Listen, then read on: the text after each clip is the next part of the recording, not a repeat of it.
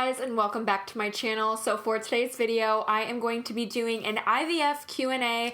The reason I wanted to do this video is because I know there's people out there who might be starting IVF, are thinking about doing IVF, maybe you've already gone through IVF, or maybe you're just curious about what I've experienced in my IVF journey. But today I'm answering all of your questions. I've compiled them all in a list. So if you would like to see the answers to those questions, then just keep on watching because we're gonna get started. So the first question is one that was asked quite a bit, and the question was, what made you do IVF? So I'm not sure if I mentioned this in my previous videos or any other time, but we have male factor infertility.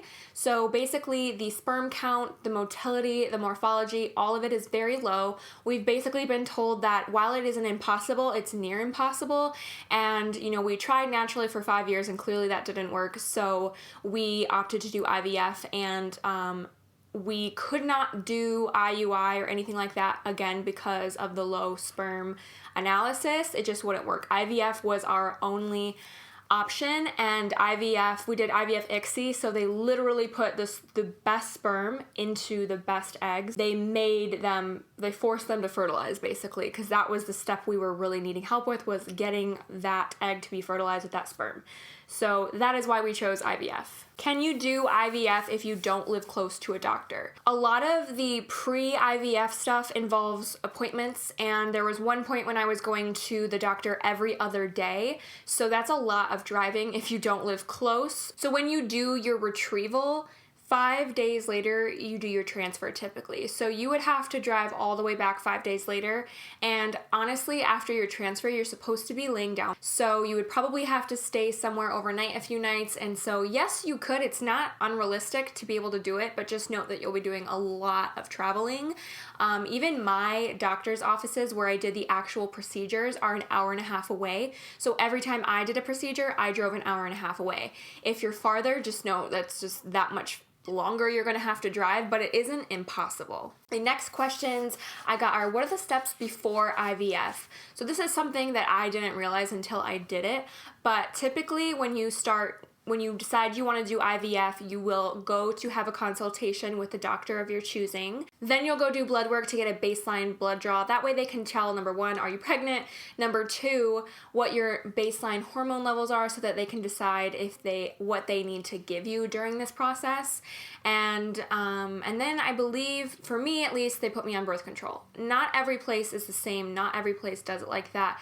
But for me, and I'm pretty sure it's pretty common to be put on birth control, and then it gives them time to make your plan. They will more than likely do a saline sonogram to make sure everything inside looks great. And then you'll just be on birth control until they decide that it's time to get off of it, have another baseline blood draw, do an ultrasound, and then start your medication. So I would say typically you have like a month or so beforehand until you actually do it, sometimes even longer. Maybe you'll have to get surgery. It's just, there's a lot that goes into it. And next question was, how many times can you safely do IVF? That is up to your doctor, but the thing about IVF is that it's really expensive. So just because you can safely do it as many times as you please does not mean your bank account agrees. So it really just depends on, number one, how much you can afford. Number two, how much you're willing to go through it, because it is a very emotional and mental, it just takes a lot out of you in every single form. And then also how many times your insurance will let you do an IVF procedure, because again, if you're doing it through insurance, they also have a say in it, which is really annoying, but ultimately, if they're covering it, they have a say. How much does IVF cost? So again, everybody has a different number, but I think what I'm paying is actually average. So for instance, I'm just gonna be really blunt, our baseline pay before everything extra was about $14,000, and then every surgery I do is about $2,000, including anesthesia, and the medication's about $3,000 to $4,000. So it, for us, ended up being somewhere around $20,000. Now I'm really lucky because I have like the cream of the crop insurance plans. Our insurance company pays 80% of our total IVF cost. But then there are times when the insurance company says, nope, I'm not going to pay for this. We don't think it's necessary. For instance, freezing my embryos. I had to pay that out of pocket. That was about $1,100. And this time around with my second frozen transfer, I had to pay like $700 out of pocket to hatch them. So there are times when like they're not going to pay certain things out of pocket, certain medications they don't want to pay for. So really for me, insurance, I paid about 35%, not necessarily 20%. So I ended up paying more than I expected, but that's what you can assume is I would say somewhere between $10,000 and $20,000 is what the average for people to have to pay. So it's a lot, but remember that insurance can come in handy, and I know that a lot of insurance companies don't cover it, so I do feel lucky in that aspect that I did not have to pay anywhere near that number. But yes, IVF is very expensive. Another question was, how does payment work? So for me, everything had to be paid for before we did each step of the process. So when I wanted to freeze my embryos, those had to be paid for before I did my egg retrieval. And then everything just basically like they have to be able to either bill it to your insurance, or if you have to pay it out of pocket, it has to be paid out of pocket before you do the next step.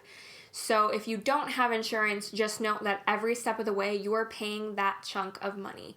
So it sucks, but that is the reality of IVF. The next question is, how many injections did you have to do?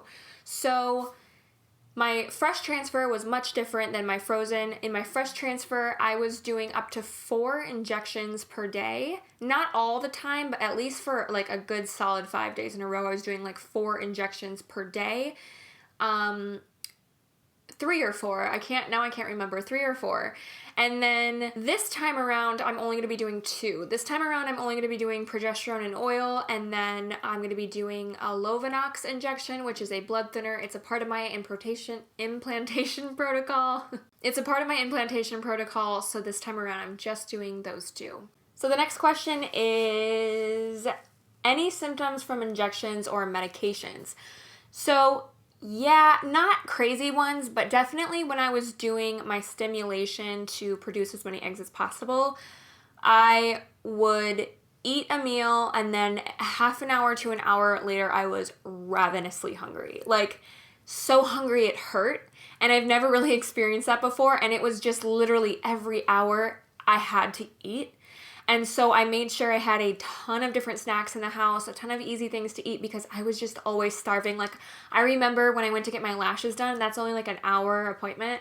I was laying there dying of hunger, and I had just ate before I went, and I immediately, like after I left, went to Target and just bought a ton of snacks because I was like, this is insane. Like, I've never been that hungry in my life. And then when I was on antibiotics during my frozen transfer, all of this, I was on really, really intense antibiotics this past cycle that I've been currently doing, and every single day for 10 days while I was on them, I had a migraine, I had nausea, I threw up, I just had a really rough time with the antibiotics. But that's really like out of the blue. Like, you typically won't go on those antibiotics like I did. I just had to for surgery and stuff. And then this time around, estrogen has been making me really moody. Like, it really has. I've noticed it, and I apologize to my husband. I'm like, listen, I'm in a bad mood. I tell him every day, I'm like, I'm so sorry, I'm in a bad mood. You probably don't want to talk to me today because I'm just in a horrible mood. So definitely noticed that. And then a good symptom I had during all of this IVF was that because I was on birth control so much and I was on a ton of antibiotics, I actually had the most beautiful skin I've ever had in my life. And now that I'm off birth control and off the antibiotics, my skin came back to normal and I'm just breaking out like crazy. The next question was, how bad is it to go under anesthesia? Because when you do your retrieval, you do go under anesthesia. And then I've had 4 surgeries during this time, 5 including the retrieval. So I was under anesthesia 5 times over the past like 6 months. And I can tell you it's really not that bad. I've never been afraid to go under. So maybe it's just I was more calm. But really, it's super easy. Don't be afraid of it. The way I can explain it is when you're laying there, I had a really great anesthesiologist. He would always talk me through it, and he was just very lighthearted about it. And he kind of just like talks to you and almost until you fall asleep. But when you're laying there, I notice I get like a really funky taste in my mouth. And then all of a sudden, like, your head and body feel really tingly. And that's when I, like, give into it and close my eyes and just let the rest happen. And you'll fall asleep so quickly that you'll wake up and you'll be like, oh my gosh, it's over. So there's nothing to be afraid of. That's all I can really say about it. It's really not that scary. Next question was, what were your symptoms after retrieval? So the retrieval by far is the most painful part of this entire thing. Imagine like your ovaries are swollen like the size of grapefruits, and then they go and they take out all those eggs. So there's just a lot of pressure that's in that area. So when you wake up, I'm not gonna lie, you're in pain and you want medication and it's really uncomfortable. And so for about 24 to 48 hours after my retrieval, it was really difficult for me to stand up straight and walk and to use the bathroom. There's a lot of pressure, it's painful, but it does pass fairly quickly. And those are really, I think, my only symptoms after retrieval. How long did it take you to recover from the retrieval? So again, somewhere around 24 to 48 hours, I was feeling 100% myself again. I was able to walk around. I'm pretty sure it was closer to like that 48-hour range. I felt like 100% myself again. Is the transfer painful? So you are awake during your transfer. For me, they did give me Valium before we started. And so I never felt them doing the transfer, and it's about a 5-minute process. The only thing I could feel is when they put the speculum inside, and that's obviously not comfortable, but I did not feel them like putting the catheters up there and putting the embryos. So it's actually like when they were done, I was like, oh, that's it, so that was actually fairly pain-free. How many embryos did you transfer? So we transferred 2 embryos in the hopes that one or both stick, and we will be doing 2 embryos again. We are both 100% fine with multiples because I really would like to have 2 kids, but I'm not sure that after having a successful IVF that I'll try again. I'm not sure.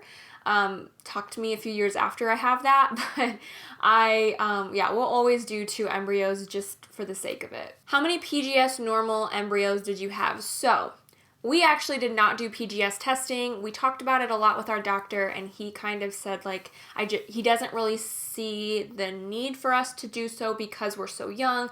My eggs were so healthy. He just didn't really feel that we needed to do that. And to be quite honest with you guys, even people who do PGS testing and transfer a PGS normal embryo, that can still fail. So that's mainly why we did it. But the second reason is that our insurance company counts PGS testing as 1 IVF cycle, and in a lifetime with our insurance company, we only get 3. So we really didn't want to waste having a cycle taken away to do PGS testing, even when PGS tested embryos are not guaranteed to take 2. So we just thought, let's let the universe decide what happens, and hopefully, because they're we got so many beautifully graded embryos that they just don't think that it's necessary. Did you have to change your diet?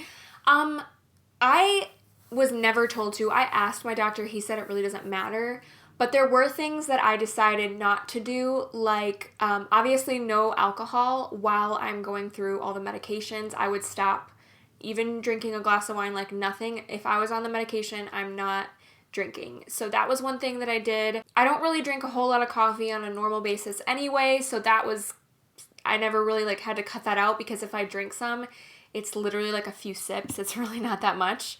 And then I kind of treated my body as if it was pregnant, so no eating deli meats, no raw fish, stuff like that. Kind of just treat your body the way you would treat it if it was pregnant.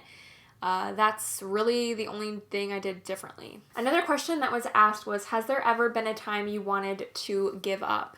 And not necessarily. I think when you go so many years trying to have kids, you will literally do anything to get there. So for me, I never wanted to give up. There were times where I felt like I just want this to be done, but I never necessarily wanted to just quit. And I honestly owe a lot of that to my husband. He is just the most amazing, supportive person. And literally waited on me hand and foot during this whole procedure because it takes so much out of my body. He's so understanding. I mean, I don't think maybe I wouldn't feel the same way if I didn't have him. Maybe I would have wanted to give up, but I truly think that having a supportive partner has helped me not want to give up. And then the next question is, what kept you so strong? So again, like the will to want to have children so badly, and my husband, like I honestly, like I never had to ask for help. He was always right there. He was always one step ahead of me. He just is the best. He's always there to take care of me. He's there, you know, if I'm having a bad day with it, if I'm upset, he's always like the backbone of this entire thing. So that's sort of how I feel, you know, that I feel like is what has kept me so strong. So the last question is one that has been asked the most, and that is, what is the worst part of IVF? And I really took time to think about this, and my answer for that is waiting to find out if you're pregnant. After everything that you've gone through, it is waiting those 10 days to find out if you're pregnant. It's one thing to naturally be trying to conceive and waiting to see if your period comes, because you really don't know if maybe you're pregnant. Then it's another thing to know you have embryos inside you and not be sure if they've taken. That to me is the hardest part of this entire process. And it just, it's so much anxiety. And, you know, this time around, I'm not going to take pregnancy tests. I'm going to actually enjoy being pregnant until proven otherwise, because I just stressed out so much. I was so anxious and it didn't get me anywhere. So this time around, I'm definitely going to be taking it easy, relaxing, enjoying this moment of possibly being pregnant. But that is definitely the hardest, of just like, oh my gosh, I know they're in there, but did they take? That's the hardest. If you wanted to know physically what the hardest was, like pain-wise, again, the retrieval, by far the most uncomfortable, painful.